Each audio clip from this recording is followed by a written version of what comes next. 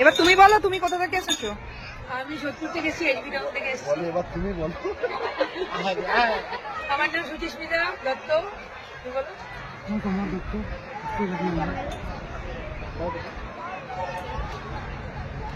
দাদি কেমন লাগবে? এখানে এসে রাজকুমার এসে আমাদের অ্যাড করে নিও।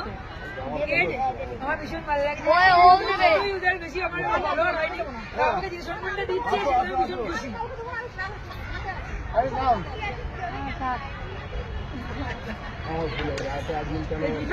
আমি ইচ্ছা করে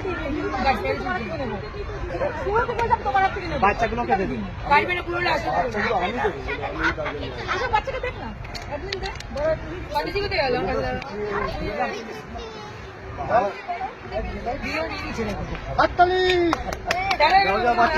বাচ্চারা যাও।